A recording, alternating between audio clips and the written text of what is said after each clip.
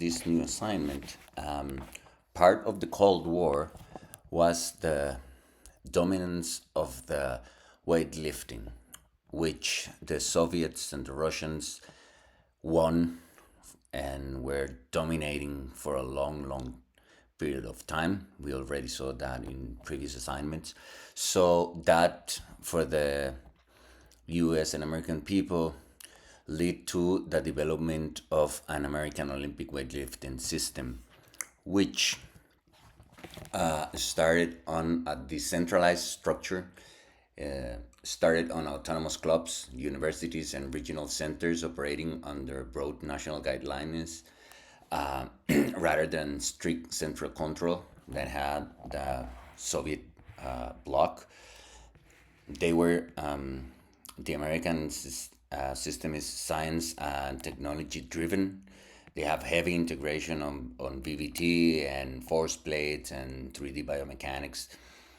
Also, they develop a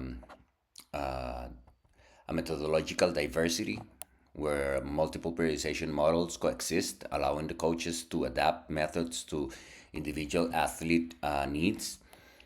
It also has a cross sports integration where strong influence from the strength and conditioning community with the active recruitment from football, track and field, and CrossFit even.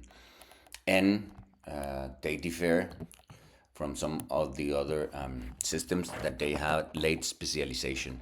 The university system enables delayed sport focus, and that allows the athletes to mature physically before peaking. And why are the key strategic advantages of the USA model is that it has the unique international approach with non-traditional pathway relying on late specialization, the technology, innovation, and leadership. We already say that the late specialization success, the athletes peak in the mid early 20s versus teenage years, extending their career longevity. I'm sorry. Cross sport athlete pipeline, the recruitment from football, track and field, and CrossFit backgrounds, and the scientific validation. The development pipeline overview. We have here, they divided that into youth, junior, senior transition, and elite, starting from 13 to 17 years. And the primary focus is the technical mastery and mobility foundation. The load is restricted and it's multi-sport encouraged for the athlete. Then you move to the junior from 15 to 20, and the strength development plus technical refinement. They have developed camps and specialization, and there's when the specialization begins. You go to a transition phase from 18 to 22, where there are university integration and there comes the advanced programming. And this is something very important that many of the other models they do not have, is that they have a dual integration with the academic and athletic development. And the latest specialization, it's on the elite athletes, 20 plus years, where they are ready for international competitions, and they have a Colorado Springs residency program. The youth and junior development, as we said, is from 5 to 7 intensive training blocks at the Olympic Center. They have the regional training centers and school age athlete programs where they integrate the high school athletic programs. The core philosophy of this, as we said, is the late specialization. The youth and junior athletes are encouraged to be involved in multi-sport participation. Safety is always first. The strict load are limited based on the body weight and technical proficiency, and they have a technical foundation. Then comes the university system, which is a unique feature. What are the advantages here is that they combine academic plus athletic, and the athletes earn a degree while training, and this provides a dual career pathway. They are not left in the dark or in the void. They will have a academic career also, uh, and the university system. They have a research access, direct access to biomechanic labs, force plates, and all the sports science technology. And they have an extended development from 4 to 5 years, structured progression, and this will allow the maturation in the early 20s, the late specialization, and the cross sport recruitment.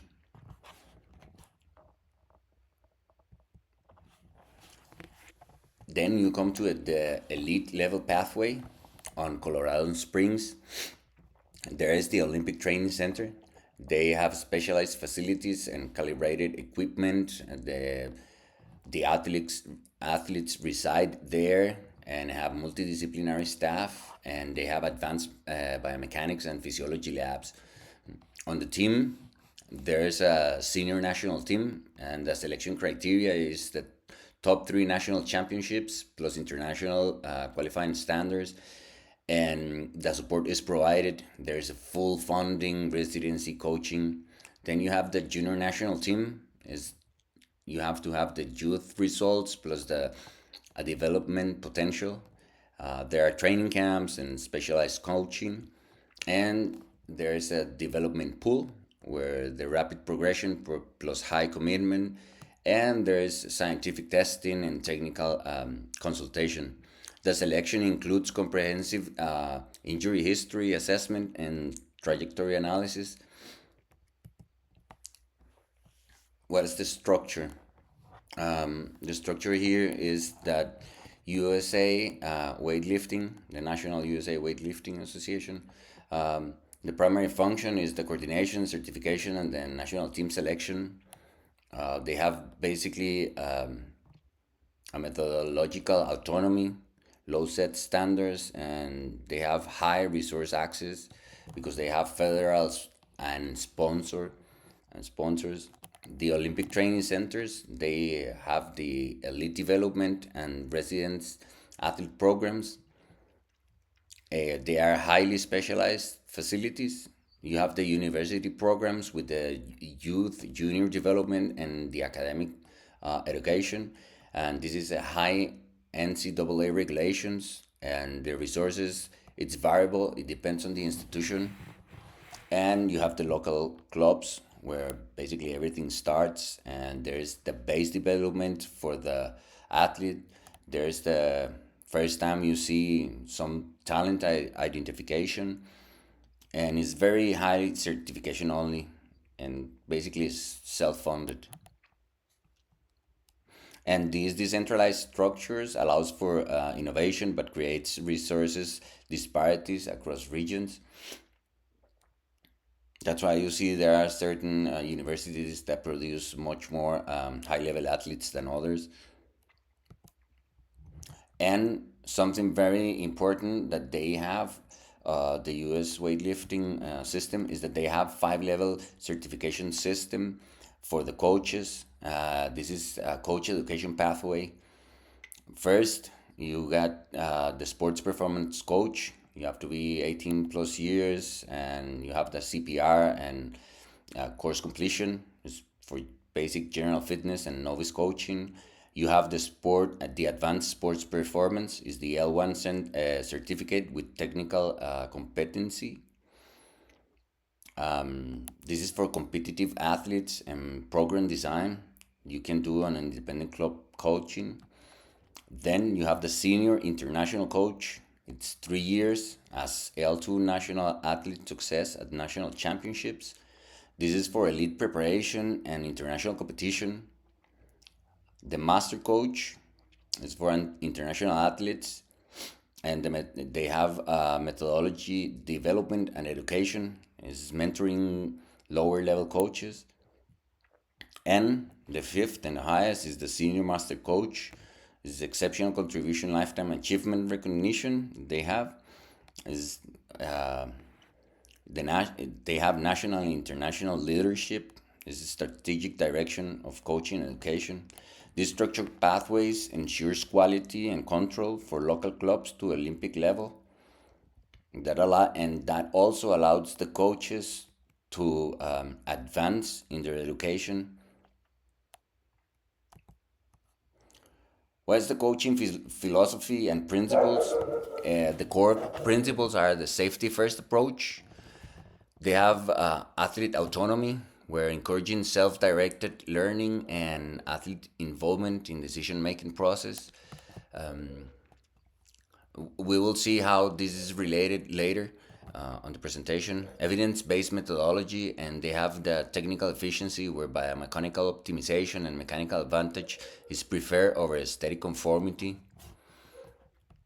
The practical applications, the low auto-regulation base on a daily readiness, and you can see that because they use a lot of technology like the VVT that allows you to be focused on the readiness of the athlete for the day, the cycle, or whatever, because that amount of technology integration can give real-time feedback, so that allows the athlete also to self-regulate.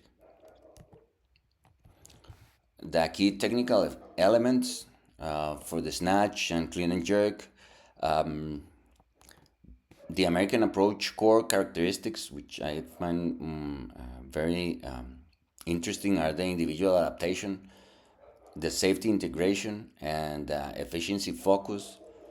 The technique modifications is based on athlete anthropometry and are accepted and encouraged. Is a joint friendly position, are prioritized over aesthetic conformity to traditional models, and emphasis on mechanical advantage and vertical force production.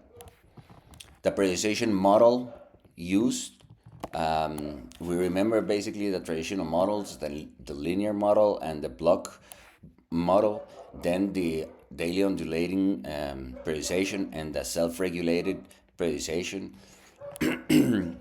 The linear periodization that we already studied is much more used from novice to intermediate athletes, and they integrate it into university academic calendars also. The block periodization is for much more advanced athletes and is optimized for dense competition calendars. And the daily undulating, which is modern innovation, is used on intermediate to advanced athletes and is heavily supported by coaching apps and tracking software. The self-regulated, which is another modern innovation, is in real-time load adjustments based on athletes' daily performance capability, on velocity, like velocity-based training and rate of perceived exertion, and this is used for elite level. Here's basically some examples of the volume management that they use for general preparation, for GPP, for SPP, specific preparation, and the competition, and all the transition phase that they have. The intensity distribution, which they have on the competition lifts, is from 90 to 100%. That's very low. It's only 5 to 10%. If you see here, the core lifts and the core training volume is from 75 to 85. They look for strength and power development base much more than other thing.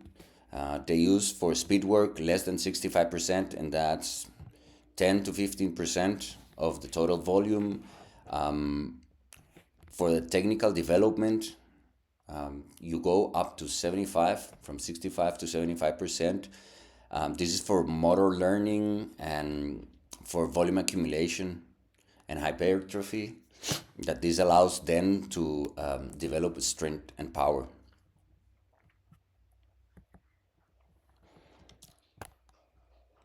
Here are some exercise selections and complexes that they use. The American approach characteristics is the individualization. We already said that. The technology guided sports integration and injury prevention.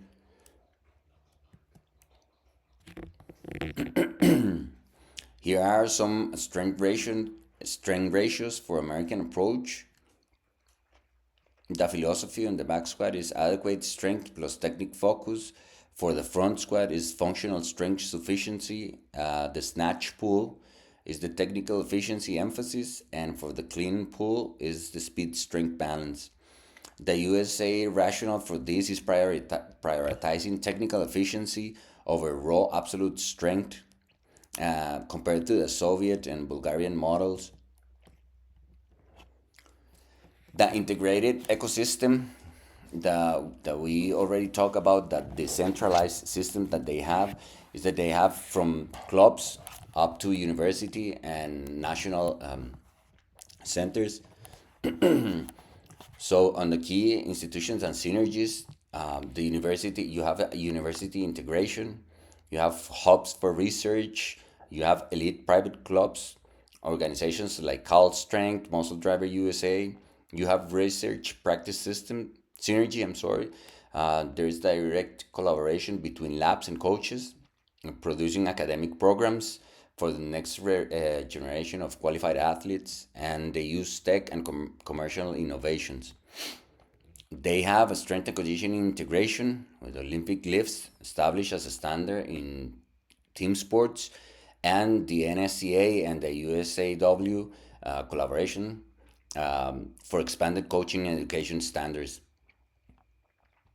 Also, it has a CrossFit influence, and it was because the CrossFit basically popularized the Olympic lifts globally, and increased athlete recruitment pool, and had an accelerated adoption of training technology in the commercial settings. The scientific and technological integration, the BBT, force plates, 3D biomechanics, and wearable tech. 85% of the USA Elite program utilizes VBT. International comparison, USA is decentralized. China, Russia, and Bulgaria, basically all the communist descendant models are centralized and have national support. The specialization on the USA is late. China is very early specialization. Russia, it's somehow mid early specialization from 10 to 14 years. And Bulgaria has mid specialization from 12 to 16. Methodology, the USA have diverse methodologies. As we already saw, they use basically all most of the training models. China, they use high volume and technical proficiency. You have to do perfect, and until you do 200 kilos, you cannot progress. The Russian system is much more on a block periodization, and the Bulgarian method is max intensity daily. Technology, USA use a lot. China is more traditional and modern video analysis. The Russian has a research base, and Bulgaria had medical technology usage. They do much more empirical and observation, and the training volume, it's variable on the USA. It's high volume, the Chinese system, moderate to high on the Russian system, and very, very high intensity and moderate volume for the Bulgarian system. This is basically something that we already discussed on the identification for the athletes and the China. It's early, very early, late I'm sorry, late specialization for the USA. Bulgaria has high frequency and basically is natural selection.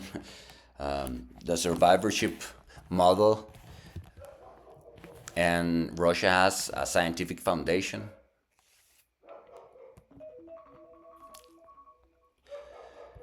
Here is a methodological comparison that we already discussed. It can be used for team sports, for explosiveness, power, vertical jump, change of direction, and contact power and strength endurance. There are some specific benefits for combat sports like MMA and boxing, where enhances explosive power generation for striking and ground and pound standing and hitting. Also for judo and wrestling and for taekwondo and karate. The challenges, strengths and challenges of the American model: strengths, the innovation capacity, scientific integration, it's athlete centered, the cross sport synergies, and educational integration.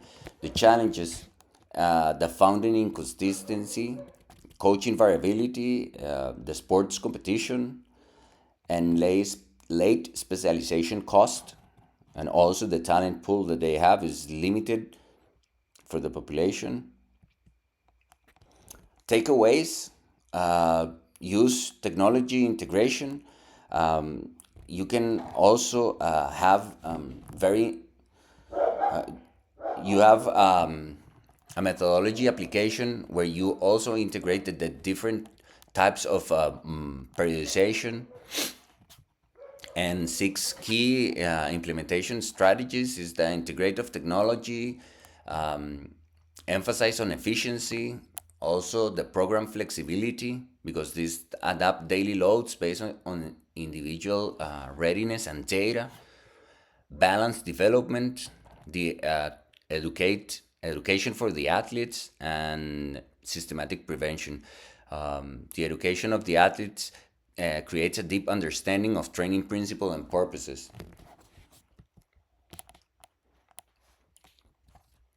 There are some lessons that we can take from international systems: from China, the technical perfection; from Russia, the scientific structure; and from Bulgaria, the intensity tolerance. The integration opportunities here: you can blend earlier technical foundation as China with the US university pipeline. You can enhance scientific infrastructure regionally and experiment with frequency while managing fatigue. And here are the references that I use. I took a little bit more of minutes because this was much more extensive topic. So thank you.